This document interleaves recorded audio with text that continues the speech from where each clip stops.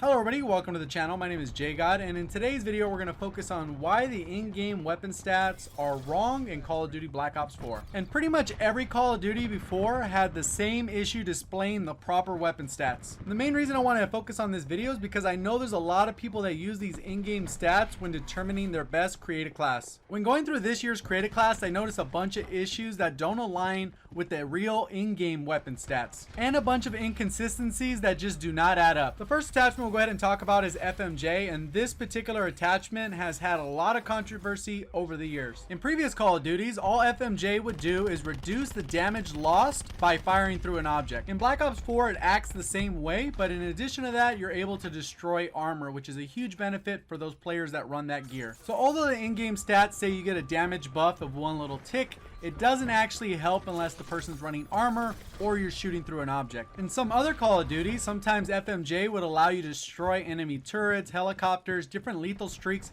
that much faster. FMJ2 in this game serves that purpose. And when you run FMJ2, you can see right there that the damage jumps up 2 additional ticks, but in reality you're not doing any additional damage to players. So the next attachment we'll go ahead and talk about is Quick Draw, which it says it improves your aiming speed. And when you take a look at those weapon stats, you can see you get a little buff to accuracy, but at the end of the day, Quick Draw is not going to help you with accuracy. And when we take a little bit closer look at Quick Draw 2, it actually helps you with your peripheral vision when you're aiming down sight with most of the optics. But at the end of the day, that's not going to help accuracy either. But yet, if you run both, you're going to get 3 additional ticks to your accuracy, which makes 0 sense. The next attachment we'll go ahead and take a look at is Long Barrel, and this particular attachment behaves differently depending on what weapon it is attached to. Another YouTuber by the name of TheXclusiveAce did an amazing breakdown on this particular attachment, so I'll go ahead and leave that down in the description below if you're wondering where I'm getting these numbers from. So when you equip this attachment to the Strife, you're going to get a 25% range increase, and as a result of that, you can actually see that there's 2 more green ticks for range when it comes to the weapon stats. If we go ahead and use that same attachment on the Mozu, you're going to get an increase to your range of 66%, but still it's only 2 ticks. And here's the point where the attachment gets a little bit funny, because if you put the long barrel attachment on any rifle in the game, it is going to double the range. So if the in-game stats were accurate, the range would literally be doubled and not just be adding 2 ticks like it did for the Strife and the Mozu. If you're still not convinced that the stats are lies, let's go ahead and talk about high caliber. So depending on what weapon you use, you're going to get a different damage multiplier for high caliber 1. Again, I'm using that information from TheXclusiveAce's high caliber video, so I'll again link that one down in the description if you're interested in verifying those stats that I'm talking about. When you use high caliber on the Rampart, it takes that 1.1 multiplier that you get for every weapon and it boosts it up to 1.3. And when we look at that in-game weapon stats, you can see that the damage is boosted by 1 green tick. And keep in mind that if you shoot somebody in the leg, the stomach, the chest, the arms, you will not do additional damage with high caliber.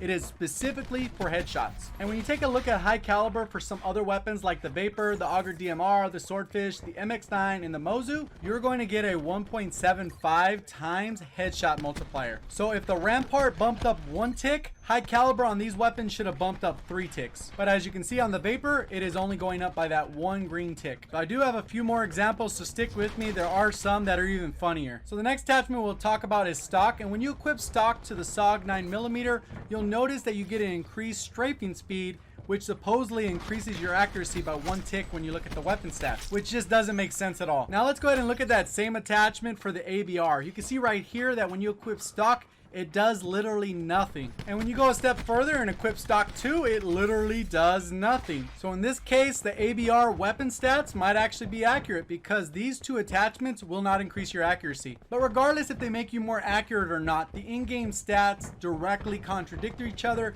because one attachment can increase it while the other one does nothing. And that is just common sense. I only have a few more examples, so hopefully you'll stick with me. And right here for the SG-12, there's an attachment called Max Load, which says it adds 2 pellets to each shotgun shell. And for the in-game weapon stats, it lies, because if you add more pellets to the shotgun shells will do more damage. So this attachment should for sure have at least 1 green tick for damage. So now let's go ahead and move on to optics. Right here, if you run the recon optic, it says it's going to buff the range by 2 and your accuracy by 1. Optics do not affect range in this game, so you will not get a buff. You might be able to see someone at a further distance, but the actual damage profile and range drop-offs for the weapons will not be affected by your optic. And it's actually kind of funny because when you look at the sniper optics, the same thing happens, but you only get a buff to accuracy. Nothing changes as far as range, so it's kind of odd. Iron sights actually hurt your range, even though they buff your accuracy.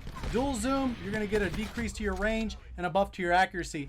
Pretty much all that stuff doesn't make sense because at the end of the day, you're only going to be as accurate as whatever you're comfortable with, and the range will not be affected by what optic you're running other than being able to see someone a little bit further with the better optic. The actual weapon damage is unchanged at those ranges. I'd love to know your thoughts down in the comment section below. Did you trust these in-game stats, or have you known for a while that they just do not add up? I think I made a solid argument of why you should never trust these in-game stats. So if you found the video helpful in any way, remember to hit that like button. And if you're brand new to the channel, I typically cover Call of Duty news, in-game updates, best class setups, subscriber breakdowns, as well as other tip and trick videos on how to improve at Call of Duty. If any of that content is something you'd like to watch on a regular basis, make sure you subscribe and turn those notifications on. And that's pretty much the end of the video. Thank you for watching. As always, have a great day.